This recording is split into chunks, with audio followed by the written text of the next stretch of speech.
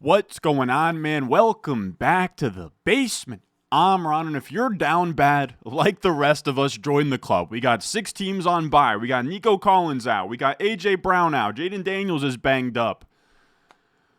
It is rough to be playing fantasy football right now, but this is the video for you because today I am going to talk through my 7 sneaky starts and stats for week 8 of the fantasy football season. This is where I go through every position. All of these players are outside of the top 24 or later at their position. So we're not going to be talking about why you should start Bijan Robinson or Jonathan Taylor or Christian McCaffrey. We are going to go deep into our bag here and try to get you some under the radar plays. Now, if you are living a lavish lifestyle and your team is amazing and you're fully loaded for this week, this is also a good video for DFS plays, underdog pick'ems, parlays, whatever you want on top of that. These are just 7 players I like for week 8. As always, if you enjoyed this video, leave a like, subscribe if you're new. And the first player we have here, we're going to do this in kind of a weird order, to be honest with you, but we have my QB streamer of the week. For this video, I always do one quarterback streamer, one tight end streamer. Both of those guys are under 25% owned in ESPN leagues. And then we have 5 other players that are running backs and wide receivers. Now, as always, if you want access to my full rankings and you want to see, I don't know, Spencer Rattler versus Jackson Dart, you can find that over on the Patreon, patreon.com/Ron Stewart, along with my waiver wire article every week and my rest of season rankings every week. You can find that in the description and the comment section down below. But how this video works is I present to you a player. Here we have Spencer Rattler, who's my QB 15 at home versus Tampa Bay. I am 5 spots higher than consensus. Consensus meaning the Fantasy Pros ECR, which is just the average of all of their industry experts and where they have them ranked this week. Spencer Rattler is the QB 20 this week by consensus. I am 5 spots higher, and I have a stat. Well, it's like a bunch of stats, but it's essentially I take a bunch of bullet points and ChatGPT spits out a little blurb that we can read along and kind of talk about why I like Spencer Rattler this week. The stat here is he's available in over 95% of leagues. Rattler draws a sneaky home matchup in the Dome with shootout potential. This game has a 46.5 point total. Spencer Rattler has averaged 15.1 fantasy points at home to 13.4 on the road, and now faces a pass funnel Bucs defense that forces opponents to throw 65.5% of the time in neutral situations, 5th highest in the NFL, and Tampa ranks 3rd in rush EPA allowed per play. So that's just the Bucs, of course, Vita Vea. They are very good against the run. They force the other team to pass the ball. And they also blitz at the 5th highest rate in the NFL, 20.7% of the time. And that's weirdly where Rattler thrives. Among 30 or so qualifying quarterbacks, he ranks 4th in completion percentage, 2nd in accurate throw rate, 9th in touchdowns versus the blitz among all qualifying quarterbacks. Some other stats in there that I compiled is that he is 13th in yards per attempt. He's 12th in passer rating. He's 16th in fantasy points per dropback. These are all average to really good metrics for Spencer Rattler versus the blitz. And on top of that, we have a nice environment here where the Saints are projected for 21 points, and they are a up-tempo team. They have the fastest neutral pace in the NFL versus a pass-happy Tampa Bay team. Rattler is a deep league streamer with sneaky upside. And if you want to put a little narrative in there, Spencer Rattler and Baker Mayfield both went to Oklahoma. Spencer Rattler's departure from Oklahoma was kind of ugly, with Caleb Williams overtaking him as the starter.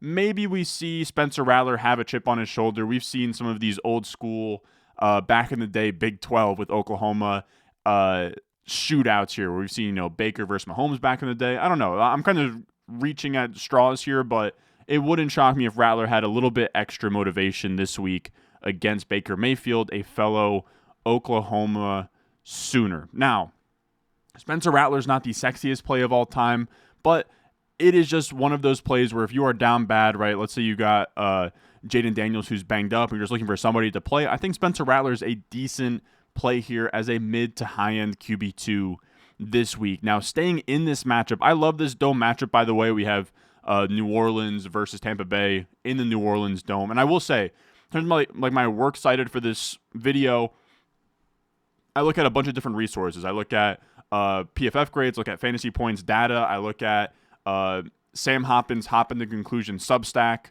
You also have Evan Silva's matchups on Establish the Run. You have Pat Thorman's Snaps and Pace article over at Establish the Run. Hayden Wink's UnderdogNetwork.com articles. And that is pretty much it in terms of what I look at when I make this video. Our next stat here is going to be Sean Tucker. Now, this is going to be, we're going to have a few players from this game environment because I just do like the up-tempo nature of New Orleans, the Dome, the Buccaneers coming off a loss versus the Lions and kind of really trying to get back on track here. And with Sean Tucker, he's my RB40 this week on the road versus New Orleans. I have him 4 spots higher than consensus, and here's the stat. He is back in the Superdome where last year he erupted for 34.2 PPR points with 14 carries, 136 yards rushing and a touchdown, 3 catches, 56 yards and a touchdown. Now, it's not one for one that he's going to go crazy at the Saints again, but it is something to note. Tucker's once again an interesting dart throw versus the Saints in the Dome. The Saints are allowing the 12th most fantasy points to running backs, and opponents have gone minus 4% pass rate over expectation over the last 4 weeks, leaning into the run. So teams love running the ball on the Saints. We saw last week DeAndre Swift and Kyle Monangai both went crazy against the Saints rushing defense. And Rachaad White continues to struggle. He has failed to hit 4 yards per carry in any game that Bucky Irving has not played in, and he's coming off a rough 10 carries, 38 yards rushing versus the Lions in a loss where he had 4 catches for 6 yards. He is just not very efficient right now, just kind of taking on volume. In a potential bounce-back, high-scoring Dome game, Tucker could see surprise run if Tampa wants to spark their ground attack. So it wouldn't be shocking. I'm not saying that Tucker's for sure going to ball out, but if you're in a tough spot, you can get Sean Tucker off of waivers, and he is a dart throw, but he is somebody with a very high ceiling, as we saw last year, where he can just have a game where he has 30-plus PPR points. Why not in a week like this where it's buy-mageddon, running backs are scarce? There's even running backs like Tyler Algier who aren't practicing and like might not play. So if you're down bad, Sean Tucker is not a terrible idea, especially because he has a lot of upside to score a touchdown or two in a Dome environment. And then our last player, again, I really like this environment, is Tez Johnson. We're going back to the well. He was great for us last week. Oh, I actually forgot to show you guys. We have let's look at a report card, or our sneaky starts and stats report card from last week, where we take a look at how these takes or predictions or whatever you want to call them look. Now, of course, when we're dumpster diving like this, we're going out to the top 24 by consensus. We're not going to smash across the board, but we actually did pretty well last week. I'm pulling up the picture here now, but we had Kyle Monangai, who was consensus RB53. He finishes as the RB12. We had as well Tez Johnson. He was the consensus wide receiver 42. He finished as the wide receiver 18. We had Dalton Schultz. We finally hit on another tight end. We're stringing together tight ends at this point. You can see here where we have Dalton Schultz. He was the tight end 24 by consensus, and he finishes as the tight end 5. Then after that, nothing else really great. I will say Jeremy McNichols not bad. Jeremy McNichols, RB45. He finishes RB34. That's 11 spots over consensus.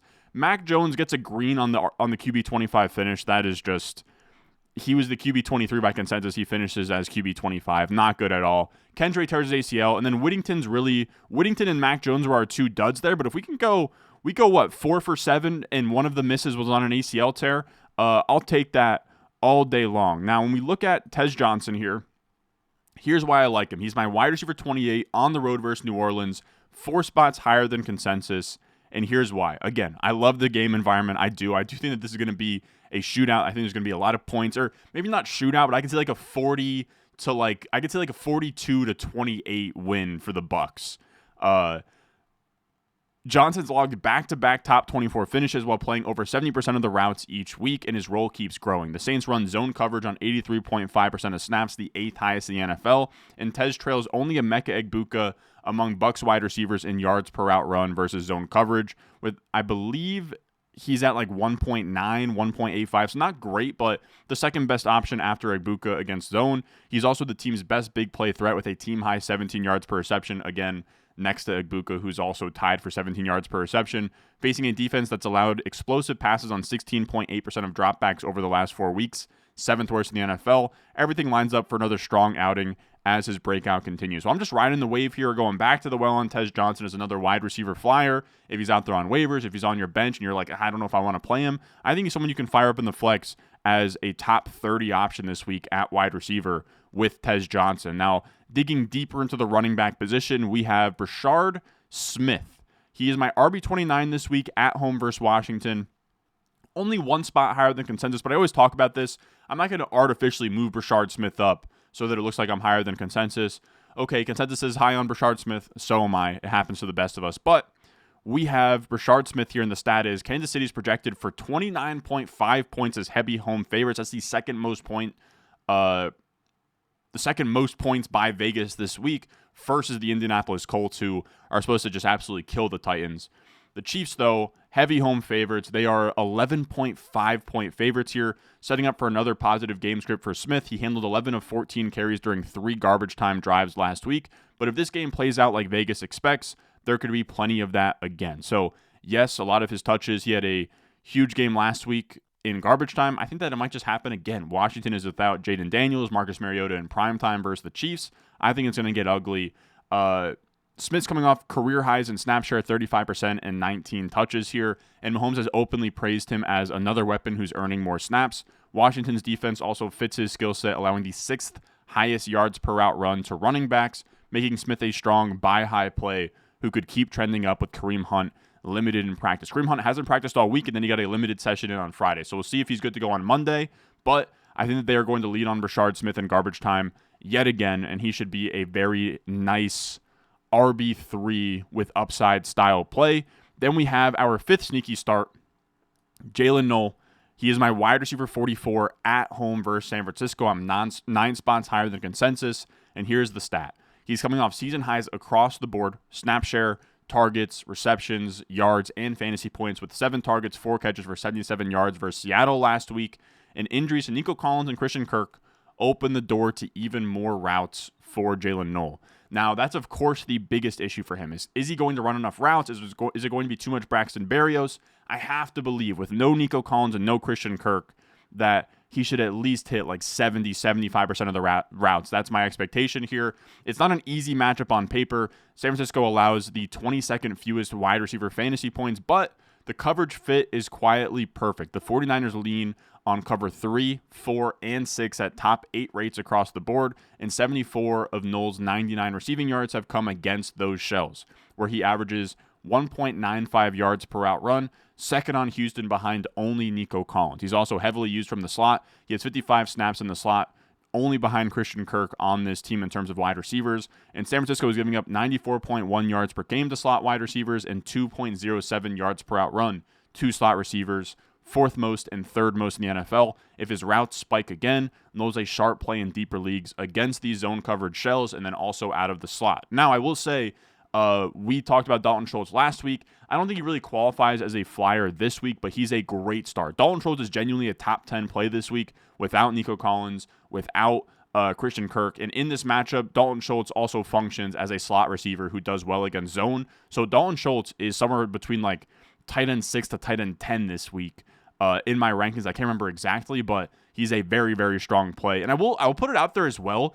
Don't be afraid to flex a tight end this week. Like, if you have a Tyler Warren, don't be afraid to flex a Dalton Schultz or a Harold Fannin, right? On one hand, it's Buymageddon. Everybody's hurt. There's 6 bye weeks. On the other hand, I believe it's National Tight End Day or National Tight End Week. We saw Gadsden kick it off on the Thursday night game. I don't mind playing like 2 top 15 tight end options this week, just given how slim picking the options are and how the tight ends all kind of erupt on this Sunday. So something to keep in mind, where if you're looking between like wide receiver 50 and like the tight end 12, just go with the tight end 12 and just let it ride.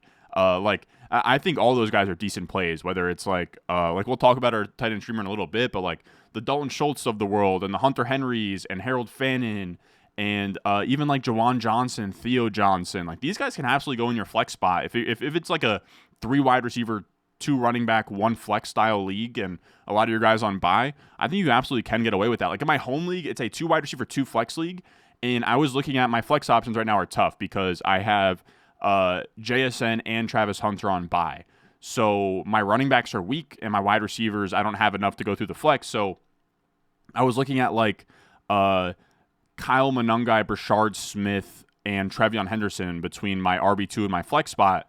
And I said, you know what? I'm just going to go pick up Harold Fannin off of waivers and stick Harold Fannin in my flex spot. Why not? Because I have Tyler Warren at tight end. So that's kind of what I'm trying to say is if you have like any of these fringier plays, this is like a side rant here, but any fringier plays, don't be scared at all to throw a tight end in there, especially if they project well this week. But let's now talk about our sixth sneaky start also in this game. And this is really just more of a confidence boost for you guys.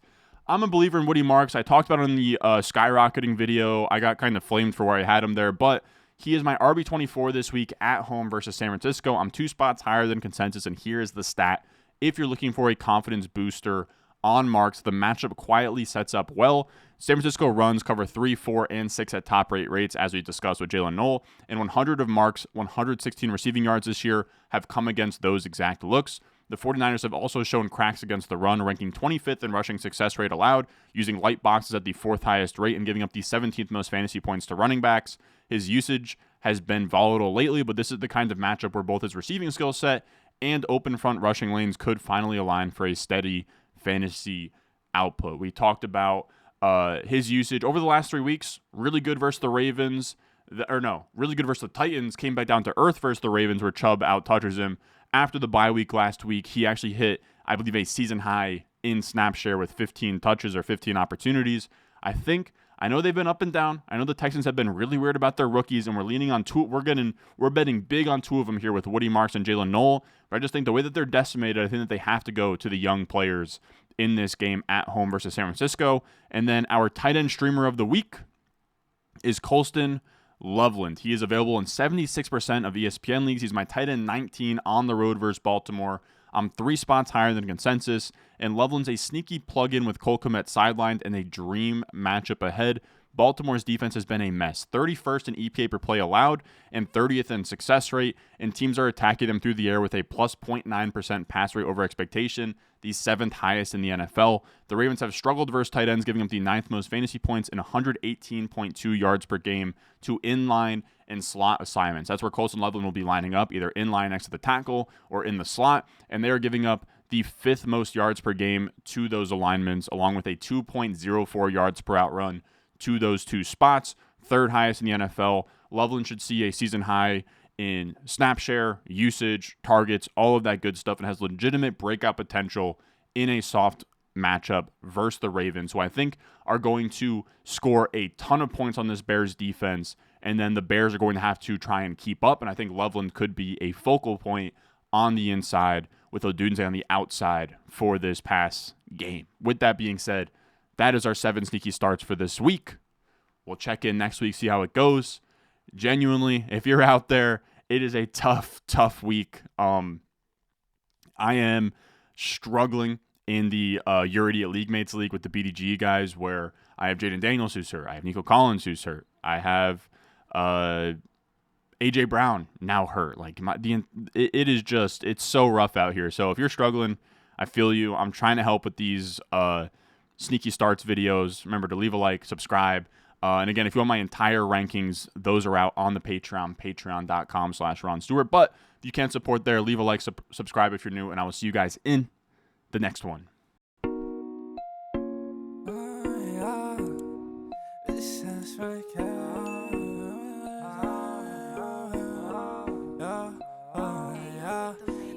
Stones, like this froze, ice cold, oh.